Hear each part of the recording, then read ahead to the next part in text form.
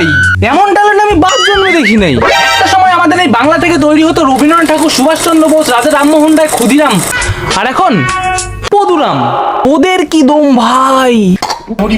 Ready? 1, 2, 3.